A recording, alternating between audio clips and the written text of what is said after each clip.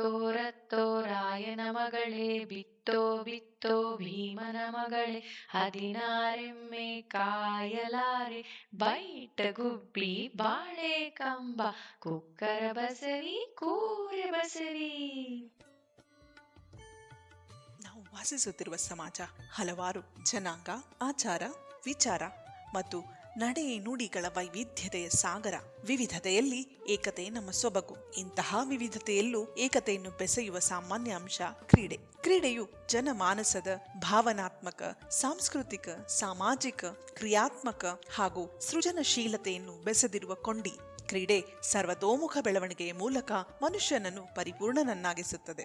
ಆಡೀಬಾ ನನ್ನ ಕಂದ ಅಂಗಾಲ ತೊಳೆದೇನ, ತೆಂಗಿನಕಾಯಿ ತಿಳಿನೀರ, ತೆಂಗಿನಕಾಯಿ ತಿಳಿನೀರ ತಕ್ಕೊಂಡು ಬಂಗಾರದ ಮೋರೆ ತೊಳೆದೇನ. ಈ ಜಾನಪದ ಸಾಲುಗಳು ತಾಯಿಯು ಮಗುವಿನ ಆಟಕ್ಕೆ ತೋರಿಸುತ್ತಿರುವ ಪ್ರಾಮುಖ್ಯತೆಯನ್ನು ಎತ್ತಿ ಹಿಡಿಯುತ್ತದೆ. ಆಟ ಮಗುವಿನ ಬದುಕಿಗೆ ಸವಿ ನೆನಪುಗಳ ಬುತ್ತಿಯ ಆಗರ, ಮೈ ಮನಸ್ಸುಗಳಿಗೆ ಉಲ್ಲಾಸ ಹಾಗೂ ಉತ್ಸಾಹದ ಚಿಲುಮೆ. ಎಲ್ಲರ ಮುಖದ ಮೇಲೆ ಮಂದಹಾಸ ಮೂಡಿಸುವ ಒಂದು ಸುಂದರ ಹಾಗೂ ಸಂತಸದ ನೆನಪು ಬಾಲ್ಯ. ಬಹುಶಃ ಎಲ್ಲರಿಗೂ ಆ ಮಂದಹಾಸದ ಮೂಲ ಕಾರಣ ಆಟ. ಇಂದು ನಾವು ಅಂತಹ ಆಟಗಳ, ಕ್ರೀಡೆಗಳ ನೆನಪಿನ ಬುತ್ತಿಯನ್ನು ಹಂಚಿಕೊಳ್ಳಲು ಬಂದಿದ್ದೇವೆ. ನಮ್ಮ ಸಮಯದ ಮಿತಿಗೆ ನಿಲುಕುವಷ್ಟು ಕ್ರೀಡೆಯ ಇತಿಹಾಸ ಮತ್ತು ಕೆಲವು ಮಾಹಿತಿಗಳನ್ನು ನಿಮ್ಮ ಮುಂದೆ ಇಡುವ ನಮ್ಮ ಒಂದು ಚಿಕ್ಕ ಪ್ರಯತ್ನ. ಗೊತ್ತಿರುವ, ಗೊತ್ತಿಲ್ಲದಿರುವ, ಇನ್ನೂ ನೆನಪಿರುವ ಹಾಗೂ ಮರೆತೇ ಹೋಗಿರುವ ಕೆಲವು ಆಟಗಳ ಸುತ್ತಿ ಬರೋಣವೇ. ಆದಿಯಲ್ಲಿ ಮನುಷ್ಯನು ತನ್ನ ಹೊಟ್ಟೆ ತುಂಬಿಸಿಕೊಳ್ಳುವ ಸಲುವಾಗಿ ಪ್ರಾಣಿಗಳನ್ನು ಬೇಟೆಯಾಡಬೇಕಾಗಿತ್ತು. ಇದಕ್ಕಾಗಿ ಈಟಿ ಹಾಗೂ ಬಿಲ್ಲು ಬಾಣಗಳ ವಿದ್ಯೆಗಳನ್ನು ಕರಗತ ಮಾಡಿಕೊಂಡ.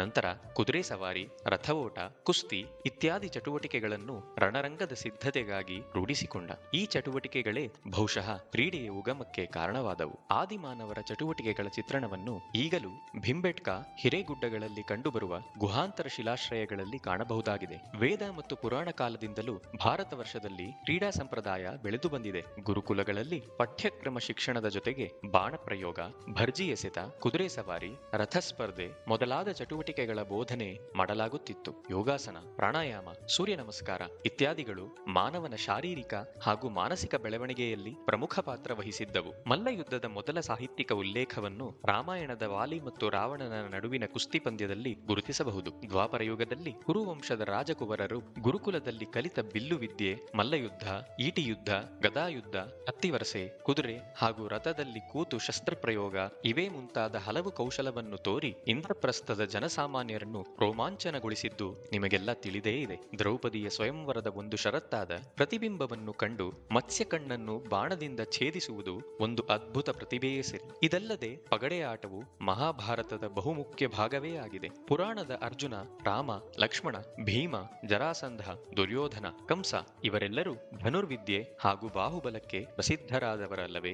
ಇವೆಲ್ಲವೂ ರಾಜರು ಹಾಗೂ ಸೈನಿಕರ ಚಾಕಚಕ್ಯತೆಗಳನ್ನು ಪ್ರದರ್ಶಿಸುವ ಮಾರ್ಗಗಳಾಗಿದ್ದರೆ ಜನಸಾಮಾನ್ಯರು ಕೂಡ ತಮ್ಮ ಮನೋಲ್ಲಾಸಕ್ಕಾಗಿ ಹಲವಾರು ಕ್ರೀಡೆಗಳನ್ನು ಕಂಡುಕೊಂಡಿದ್ದರು. ದಣಿವು, ಬಿಡುವು ಜನಪದೀಯರ ಬದುಕಿನ ಪದ್ಧತಿಗಳು. ಈ ಪದ್ಧತಿಗಳಲ್ಲಿ ದಣಿವು ಆರಿಸುವ ಜನಪದ ಸಾಹಿತ್ಯ ಸೃಷ್ಟಿಯಾದರೆ ಬಿಡುವಿನ ವೇಳೆ ಜನಪದ ಕ್ರೀಡೆಗಳು ಹುಟ್ಟಿಕೊಳ್ಳುತ್ತವೆ. ಈ ಎರಡೂ ಪ್ರಕ್ರಿಯೆಗಳು ಕೇವಲ ಮನೋರಂಜನೆಗೆ ಮಾತ್ರವಲ್ಲ, ಮಾನಸಿಕ ಮತ್ತು ಬೌದ್ಧಿಕ ವಿಕಾಸಕ್ಕೆ ಕಾರಣವಾಗಿದೆ. ಹರಪ್ಪ, ಮೊಹೆಂಜೋದಾರೋ, ಸಿಂಧು ಸಂಸ್ಕೃತಿಯ ಕಾಲದಲ್ಲಿ ಈಜು ಒಂದು ಜನಪ್ರಿಯ ಚಟುವಟಿಕೆಯಾಗಿತ್ತು. ಈಜು ಸ್ಪರ್ಧೆಗಳು ನಡೆಯುವಾಗ ಜನರು ಈಜುಕೊಳದ ಸುತ್ತಲೂ ಕುಳಿತು ಆನಂದಿಸುತ್ತಿದ್ದರಂತೆ. ಹಲವಾರು ಪ್ರಾಚೀನ ದೇವಾಲಯಗಳು ಮತ್ತು ಕೋಟೆಗಳ ಕಟ್ಟೆ ಹಾಗೂ ಜಗುಲಿಯ ಮೇಲೆ ನಮ್ಮ ಪೂರ್ವಿಕರು ತಮ್ಮ ಮನೋರಂಜನೆಗಾಗಿ ಆಡುತ್ತಿದ್ದ ಹಲವು ಆಟಗಳ ಚೆಹರೆಗಳು ಇಂದಿಗೂ ಕಾಣಸಿಗುತ್ತವೆ. ಕಾಕತೀಯರ ಕಾಲದಲ್ಲಿ ರಚಿತವಾದ ಕ್ರೀಡಾಭಿರಾಮಂ ಹಾಗೂ ಸಿದ್ದೇಶ್ವರ ಚರಿತಂ ಮೊದಲಾದ ಕೃತಿಗಳು ಜಾನಪದ ಕ್ರೀಡೆಗಳ ಮೇಲೆ ಬೆಳಕನ್ನು ಚೆಲ್ಲುತ್ತವೆ. ಕ್ರೀಡಾ ಕೌಶಲ್ಯಂ ಎಂಬ ಸಂಸ್ಕೃತದ ಕೃತಿಯಲ್ಲಿ ಭಾರತದ ಪ್ರಾಚೀನ ಆಟಗಳ ಬಗೆಗಿನ ಮಾಹಿತಿಯೂ ದೊರಕುವುದು. ಪ್ರಾಚೀನ ನಾಗರಿಕತೆಗಳಾದ ಗ್ರೀಸ್, ಈಜಿಪ್ಟ್, ಮೆಸೊಪೊಟೇಮಿಯಾಗಳಲ್ಲಿಯೂ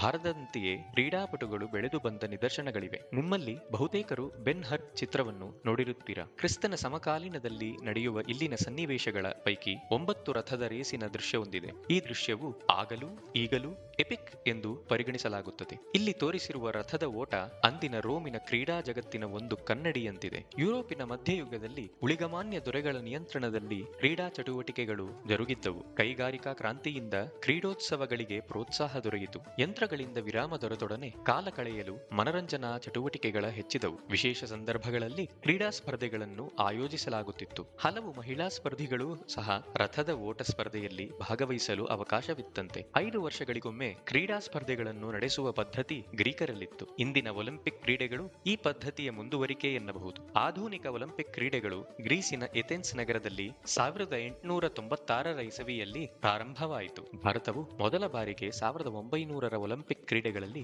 ಭಾಗವಹಿಸಿತು. ಇಲ್ಲಿಯವರೆಗೂ ಒಟ್ಟು 35 ಪದಕಗಳನ್ನು ಗೆದ್ದ ಕೀರ್ತಿ ಭಾರತಕ್ಕಿದೆ. ಒಲಿಂಪಿಕ್ ಕ್ರೀಡೆಗಳ ಹೊರತಾಗಿ ಏಷಿಯನ್ ಹಾಗೂ ಕಾಮನ್ವೆಲ್ತ್ ಕ್ರೀಡಾಕೂಟಗಳಲ್ಲಿಯೂ ಭಾರತ ಹಲವಾರು ಪದಕಗಳನ್ನು ತನ್ನ ಮುಡಿಗೇರಿಸಿಕೊಂಡಿದೆ.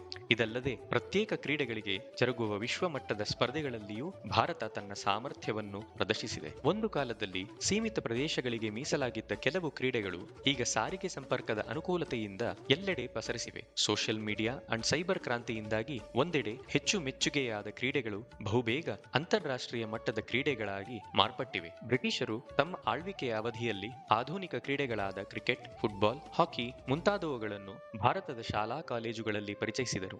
ಭಾರತದ ಸ್ವಾತಂತ್ರ್ಯಾನಂತರ ಎಲ್ಲ ಬಗೆಯ ಕ್ರೀಡಾ ಚಟುವಟಿಕೆಗಳಿಗೆ ಪ್ರೋತ್ಸಾಹ ದೊರೆಯಿತು. ಕ್ರೀಡೆಗಳ ಹಿನ್ನೆಲೆಯನ್ನು ಕೆದಕುತ್ತಾ ಹೋದರೆ ದಿನಗಳೇ ಬೇಕಾಗುತ್ತದೆ. ಈ ಕಥೆಗೆ ಅಲ್ಪ ವಿರಾಮವನ್ನು ಕೊಟ್ಟು ನಮ್ಮೆಲ್ಲರ ಅಚ್ಚುಮೆಚ್ಚಿನ ಭಾರತೀಯ ಹಾಗೂ ಕರ್ನಾಟಕದ ಸಾಂಪ್ರದಾಯಿಕ ಕ್ರೀಡೆಗಳತ್ತ ಪಕ್ಷಿನೋಟ ಹಾಯಿಸೋಣವೇ? ಭಾರತ ದೇಶವು ಮನುಕುಲದ ಅಭಿವೃದ್ಧಿಗೆ ತನ್ನದೇ ಆದ ಕೊಡುಗೆಗಳನ್ನು ನೀಡುತ್ತಾ ಬಂದಿದೆ. ಕ್ರೀಡಾಲೋಕದಲ್ಲೂ ನಾವೇನು ಹಿಂದುಳಿದಿಲ್ಲ. ಭಾರತವು ಪ್ರಪಂಚಕ್ಕೆ ಪರಿಚಯಿಸಿದ ಒಂದು ಪ್ರಾಚೀನ ಆಟವೆಂದರೆ ಅಷ್ಟಪದ. ಗುಪ್ತರ ಕಾಲದಲ್ಲಿ ಅಷ್ಟಪದವು ಚದುರಂಗವಾಗಿ ಮಾನ್ಯತೆ ಪಡೆಯಿತು. ಚದುರಂಗವೆಂದರೆ ಸೇನೆಯ ಪ್ರಮುಖ 4 ಅಂಗಗಳಾದ ಆನೆ, ಕುದುರೆ, ರಥ ಹಾಗೂ ಕಾಲಾಳು ಪಡೆ. ಸಿಂಧು ಕಣಿವೆಯ ನಾಗರಿಕತೆಯ ಸ್ಥಳಗಳ ಉತ್ಖನನದ ವೇಳೆಯಲ್ಲಿ ಚದುರಂಗ ಆಟಕ್ಕೆ ಬಳಸುವಂತ ಆಟಿಕೆಗಳು ಪುರಾತತ್ವ ಇಲಾಖೆಗೆ ಕಂಡು ಬಂದಿವೆ. ಚದುರಂಗ ಆಟವು ಕಾಲಕ್ರಮೇಣ ಪರ್ಷಿಯಾ ದೇಶದಲ್ಲಿ ಪಸರಿಸಿ ಶತರಂಜ್ ಎಂದು ಮರುನಾಮಕರಣಗೊಂಡಿತು. ನಂತರ ಈ ಆಟವು ಯುರೋಪ್ ಭೂಖಂಡದಲ್ಲಿಯೂ ಹರಡಿ ರೂಪುರೇಷೆಗಳು ಬದಲಾಗಿ ಚೆಸ್ ಎಂದು ಹೆಸರುವಾಸಿಯಾಯಿತು. ಈ ಆಟವನ್ನು ಭಾರತವು ಮನುಕುಲಕ್ಕೆ ನೀಡಿದ ಒಂದು ವಿಶಿಷ್ಟ ಕೊಡುಗೆ ಎಂದು ಪರಿಗಣಿಸಬಹುದು. ಚೆಸ್ ಅಥವಾ ಚದುರಂಗ ಎಂದೊಡನೆ ಭಾರತೀಯರ ಮನಸ್ಸಿನಲ್ಲಿ ಮೂಡುವ ಹೆಸರು ವಿಶ್ವನಾಥನ್ ಆನಂದ್. ಇವರು ತಮ್ಮ ಮನೋಜ್ಞ ಆಟದಿಂದ ಭಾರತದ ಕೀರ್ತಿ ಪತಾಕೆಯನ್ನು ಹಲವಾರು ವರ್ಷಗಳಿಂದ ಮುಗಿಲೆತ್ತರಕ್ಕೆ ಹಾರಿಸುತ್ತಾ ಬಂದಿದ್ದಾರೆ. ಇತ್ತೀಚೆಗೆ ಹೆಸರು ಮಾಡಿದ ಅತಿ ಚಿಕ್ಕ ವಯಸ್ಸಿನ ಯುವ ಪ್ರತಿಭೆ ನಿಮ್ಮೆಲ್ಲರಿಗೂ ಗೊತ್ತಿರಲೇಬೇಕು. ಅವರೇ ನಮ್ಮೆಲ್ಲರ ಅಚ್ಚುಮೆಚ್ಚಿನ ಪ್ರಜ್ಞಾನಂದ. ಕ್ರಿಸ್ತಶಕ 4ರಿಂದ 7ನೇ ಶತಮಾನದ ಅವಧಿಯಲ್ಲಿ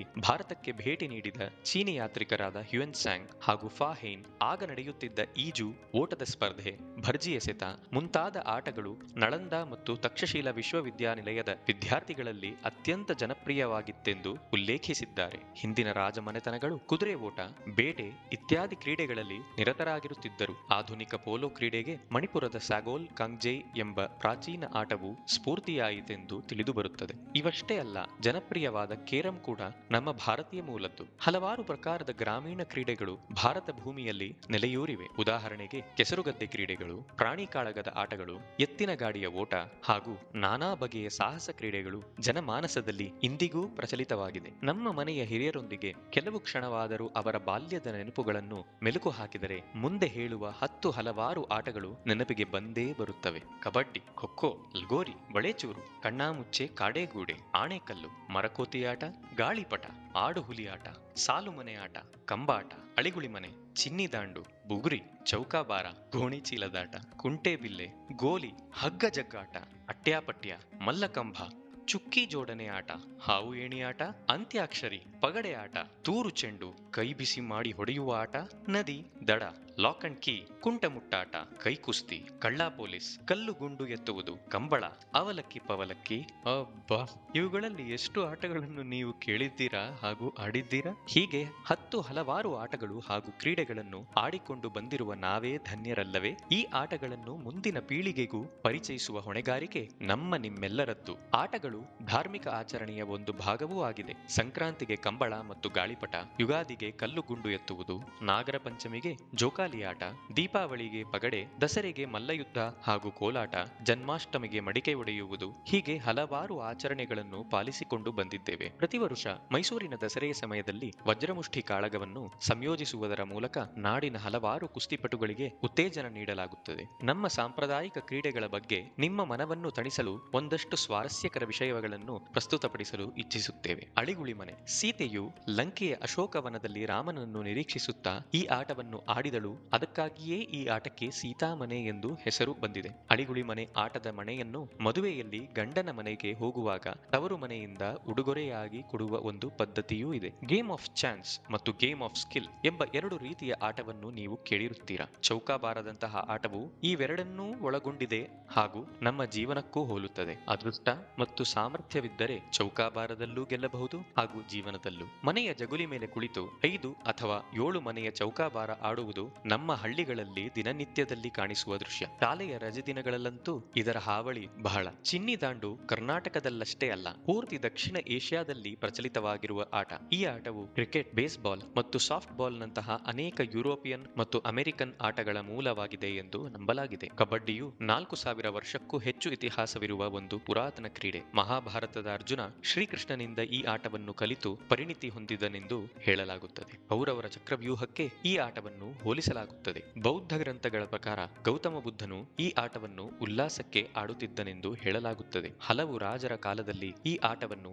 ಸ್ವಯಂವರದ ಒಂದು ಭಾಗವಾಗಿ ಆಡಿಸಲಾಗುತ್ತಿತ್ತಂತೆ. ಇಲ್ಲಿಯ ತನಕ ನಾವು ಸಾಂಪ್ರದಾಯಿಕ ಕ್ರೀಡೆಗಳ ಹಾಗೂ ಇವುಗಳ ಹಿನ್ನೆಲೆಯನ್ನು ನೋಡಿದ್ದೇವೆ. ಭಾರತದಲ್ಲಿ ಬ್ರಿಟಿಷರ ಆಳ್ವಿಕೆಯ ಅವಧಿಯಲ್ಲಿ ಹಾಗೂ ನಂತರ ಬೆಳಕಿಗೆ ಬಂದ ಆಟಗಳ ಬಗ್ಗೆ ಹೇಳದೇ ಇರಲು ಸಾಧ್ಯವೇ? Cricket, football, volleyball, snooker, throwball, hockey, badminton, table tennis, boxing, weight lifting, gymnastics, athletics, tennis, golf, wrestling, basketball, judo, squash ಇವೇ ಮೊದಲಾದ ಆಟಗಳು ಜನಸಾಮಾನ್ಯರ ಮನ್ನಣೆ ಪಡೆದವು. ಈ ಎಲ್ಲಾ ಆಟಗಳನ್ನು ನಿಮ್ಮ ಮುಂದೆ ಪ್ರಸ್ತುತಪಡಿಸಲು ನಮಗೂ ಇಷ್ಟವೇ. ಆದರೆ ಸಮಯೋಚಿತವಾಗಿ ಇಲ್ಲಿ ನಾವು ಎಲ್ಲರ ನೆಚ್ಚಿನ ಆಟವಾದ ಹಾಕಿ ಹಾಗೂ ಕ್ರಿಕೆಟ್ ಬಗ್ಗೆ ಕಣ್ಣು ಹಾಯಿಸೋಣ. ಹಾಕಿ ನಮ್ಮೆಲ್ಲರಿಗೂ ತಿಳಿದಂತೆ ಅದು ಭಾರತದ ರಾಷ್ಟ್ರೀಯ ಕ್ರೀಡೆ. ಆದರೆ ಈ ಆಟದಲ್ಲಿ ಭಾರತದ ಸಾಧನೆ ಬಹುತೇಕರಿಗೆ ತಿಳಿದಿಲ್ಲ. 1928ರಿಂದ 1980ರವರೆಗೆ 8 ಬಾರಿ ಒಲಿಂಪಿಕ್ ಚಿನ್ನದ ಪದಕವನ್ನು ಗಳಿಸುವ ಮೂಲಕ ಭಾರತದ ಹಾಕಿ ತಂಡವು ಒಲಿಂಪಿಕ್ಸ್ನ ಇತಿಹಾಸದಲ್ಲಿಯೇ ಅತ್ಯಂತ ಯಶಸ್ವಿ ತಂಡವಾಗಿ ಗುರುತಿಸಿಕೊಂಡಿದೆ. ಹಲವು ವರ್ಷಗಳ ಬಳಿಕ 2020ರಲ್ಲಿ ನಡೆದ ಟೋಕಿಯೋ ಒಲಿಂಪಿಕ್ಸ್ನಲ್ಲಿ ಕಂಚಿನ ಪದಕವನ್ನು ತನ್ನದಾಗಿಸಿಕೊಂಡಿತು. ಈ ಸಾಧನೆಯ ಬೆನ್ನಲ್ಲಿಯೇ ಇತ್ತೀಚೆಗೆ ಭಾರತದ ಯುವಕರಲ್ಲಿ ಹಾಕಿ ಬಗೆಗಿನ ಆಸಕ್ತಿ ಹೆಚ್ಚಾಗಿದೆ. ನಮ್ಮವರೇ ಆದ ಮೇಜರ್ ಧ್ಯಾನ್ ಚಂದ್ ಹಲವು ಕ್ರೀಡಾ ವಿಶ್ಲೇಷಕರ ಅಭಿಪ್ರಾಯದಲ್ಲಿ ವಿಶ್ವದ ಸರ್ವಶ್ರೇಷ್ಠ ಆಟಗಾರರೆನಿಸಿಕೊಂಡಿದ್ದಾರೆ. ಕ್ರಿಕೆಟ್ ಭಾರತೀಯರ ಅತ್ಯಂತ ಜನಪ್ರಿಯ ಕ್ರೀಡೆ ಎಂದರೆ ಅದು ಉತ್ಪ್ರೇಕ್ಷೆಯಾಗದು. 1932ರಲ್ಲಿ ತನ್ನ ಮೊದಲ ಪಂದ್ಯವನ್ನು ಆಡಿದ ಭಾರತ ತದನಂತರ ಹಿಂತಿರುಗಿ ನೋಡಲೇ ಇಲ್ಲ. 1983ರಲ್ಲಿ ಮೊದಲ ಬಾರಿಗೆ ವಿಶ್ವಕಪ್ ಅನ್ನು ಜಯಿಸಿದ ಭಾರತ ಮುಂಬರುವ ಪೀಳಿಗೆಗಳಿಗೆ ಸ್ಫೂರ್ತಿ ಸೆಲೆಯಾಗಿ ಹೊರಹೊಮ್ಮಿತು. 2007ರ ಚೊಚ್ಚಲ T20 ವಿಶ್ವಕಪ್ ಹಾಗೂ 2011ರಲ್ಲಿ 2ನೇ ಬಾರಿ ಏಕದಿನ ವಿಶ್ವಕಪ್ ಅನ್ನು ತನ್ನದಾಗಿಸಿಕೊಂಡ ಭಾರತ ಈಗ 3ನೇ ಬಾರಿ ಯಶಸ್ವಿಯಾಗುವತ್ತ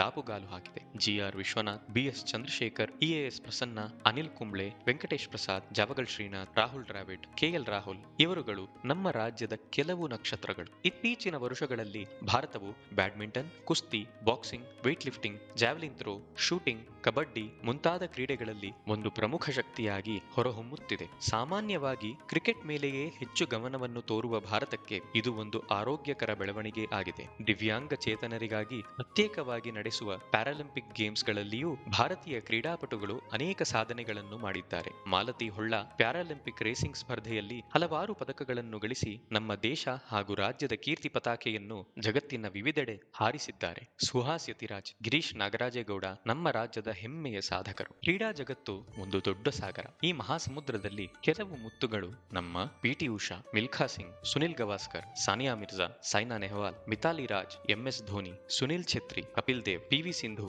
Abhinav Bindra, Mary Kom, Sachin Tendulkar, Neeraj Chopra, Mirabai Chanu, Dipa Karmakar, Leander Paes, Mahesh Bhupathi, Deepika Kumari, Hima Das, Sushil Kumar, CA Bhavani Devi, Pankaj Advani, Virat Kohli ಇವರೆಲ್ಲರ ಕೊಡುಗೆಯನ್ನು ಭಾರತವು ಎಂದಿಗೂ ಮರೆಯುವುದಿಲ್ಲ. ಕ್ರೀಡೆಗಳ ಬಗ್ಗೆ ಹೇಳುತ್ತಾ ಹೋದರೆ ಮಾಹಿತಿಗಳ ಭಂಡಾರವನ್ನೇ ತೆರೆದಿಡಬೇಕಾಗುತ್ತದೆ. ನಮಗೆ ದೊರೆತಿರುವ ಈ ಅಲ್ಪ ಸಮಯದಲ್ಲಿ ಕೆಲವು ವಿರಳ ಅಂಶಗಳನ್ನು ನಿಮ್ಮ ಮುಂದೆ ಇಟ್ಟಿದ್ದೇವೆ. ಇಲ್ಲಿ ನಾವು ಹೇಳಿರುವ ಕೆಲ ವಿಚಾರಗಳು ಸಾಮಾನ್ಯವೇ ಎನಿಸಿದರೂ ಅವುಗಳ ಜೊತೆ ಕೆಲವು ವಿಶೇಷತೆಗಳನ್ನು ಅಂಟಿಸುವ ಪ್ರಯತ್ನ ಮಾಡಿದ್ದೇವೆ. ಇಂದಿನ ಮೊಬೈಲ್ ಮತ್ತು ಆನ್ಲೈನ್ ಗೇಮ್ಗಳ ಅಬ್ಬರದ ನಡುವೆ ನಮ್ಮ ಸಾಂಪ್ರದಾಯಿಕ ಕ್ರೀಡೆಗಳು ಮರೆಯಾಗದಿರಲಿ. ಕ್ರೀಡೆಯೂ ಒಂದು ವೃತ್ತಿಯಾಗಬಹುದು ಎನ್ನುವುದಕ್ಕೆ ನಮ್ಮೆದುರು ಅದೆಷ್ಟೋ ಸಫಲ ಆಟಗಾರರಿದ್ದಾರೆ. ದೇಶದ ಪ್ರತಿಷ್ಠೆಯನ್ನು ಎತ್ತಿ ಹಿಡಿದಿದ್ದಾರೆ. ಕ್ರೀಡಾಪಟುಗಳಿಗೆ ಗೌರವ, ಮಾನ್ಯತೆ, ಅವಕಾಶ, ಪ್ರೇರಣೆ ಇವೆಲ್ಲವುಗಳು ಸಮಾಜದಿಂದ ಹೇರಳವಾಗಿ ಲಭಿಸಲಿ. ಪೋಷಕರು ಮಕ್ಕಳಿಗೆ ಆಟದಲ್ಲಿ ಸಿಗುವ ಆನಂದವನ್ನು ಅನುಭವಿಸಲು ಅವಕಾಶ ಕೊಟ್ಟರೆ ಹಾಗೂ ಮಕ್ಕಳು ಮೊಬೈಲ್ ಮತ್ತು ಇಂಟರ್ನೆಟ್ ನಿಂದ ಹೊರಬಂದು ಮೈದಾನಕ್ಕಿಳಿದು ಈ ಆಟಗಳ ಮೈಮನ ತಣಿಯುವಂತೆ ಆಡಿದರೆ ಈ ಆಟಗಳು ಜೀವಂತವಾಗಿರುತ್ತವೆ ಹಾಗೂ ಮನುಕುಲದಲ್ಲೂ ಕೂಡ ಜೀವಂತಿಕೆಯ ಮೆರುಗು ಕಾಣುತ್ತದೆ. ಆಟದ ಮೈದಾನಗಳು ಕಣ್ಮರೆಯಾಗಿ ಆನ್ಲೈನ್ ಆಟಗಳ ಆಕರ್ಷಣೆ ಹೆಚ್ಚುತ್ತಿರುವುದರ ಮಧ್ಯೆಯೂ ನಮ್ಮ ಊರಿನ ಪುಟ್ಟ ಬೀದಿಯ ಆಟಗಳು ಇನ್ನೂ ಅಲ್ಲಲ್ಲಿ ಜೀವಂತವಾಗಿವೆ. ಅಂದರೆ ಅದಕ್ಕೆ ಕಾರಣ ಆ ಆಟಗಳ ಸೊಬಗು, ಬೆಸೆಯುವ ಬಾಂಧವ್ಯ, ಕುಟುಂಬದ ಸಾಮರಸ್ಯವನ್ನು ಹೆಚ್ಚಾಗಿಸುವುದರಲ್ಲಿ ಈ ನಮ್ಮ ಆಟಗಳ ಮಹತ್ವ ಅವರ್ಣನೀಯ. ವಯಸ್ಸಿನ ಅಂತರವಿಲ್ಲದೆ ಮನಸ್ಸಿಗೆ ಮುದ ನೀಡುವ ಚಟುವಟಿಕೆ ಎಂದರೆ ಅದು ಕ್ರೀಡೆ ಮಾತ್ರ. ಬಾಲ್ಯದ ನೆನಪು ಮುಪ್ಪಲ್ಲ. ನಮ್ಮೂರ ಬೀದಿ, ನಮ್ಮ ಗೆಳೆಯರ ದಂಡು, ನಾವು ಆಡಿದ ಆಟ, ಅಮ್ಮನ ಮುದ್ದಿನ ಬೈಗುಳ, ಅಪ್ಪನ ಪ್ರೀತಿಯ ಬೆಂಬಲ ಎಲ್ಲ ಕೊಟ್ಟಿದ್ದು ಈ ಆಟಗಳೇ. ಕ್ರೀಡೆಗೆ ಹೆಚ್ಚಿನ ಪ್ರಾಶಸ್ತ್ಯ ದೊರಕಿ ಹೆಚ್ಚಿನ ಸಂಖ್ಯೆಯಲ್ಲಿ ಯುವಕರು ಕ್ರೀಡಾಲೋಕದಲ್ಲಿ ಭಾರತದ ಕೀರ್ತಿಯನ್ನು ಉತ್ತುಂಗಕ್ಕೇರಿಸಲಿ. ನಮ್ಮ ಈ ಪ್ರಾತ್ಯಕ್ಷಿಕೆ ನೋಡಿ ನೀವು ನಿಮ್ಮ ಆತ್ಮೀಯರೊಂದಿಗೆ ಅರೆಗಳಿಗೆಯಾದರೂ ನಿಮ್ಮ ನೆನಪುಗಳನ್ನು ಹಂಚಿಕೊಳ್ತೀರಾ ಅಲ್ವಾ? ಕೇಳೋಕೆ ನಮಗೂ ಖುಷಿಯಾಗತ್ತೆ. ಜೈ ಹಿಂದ್, ಜೈ ಕರ್ನಾಟಕ.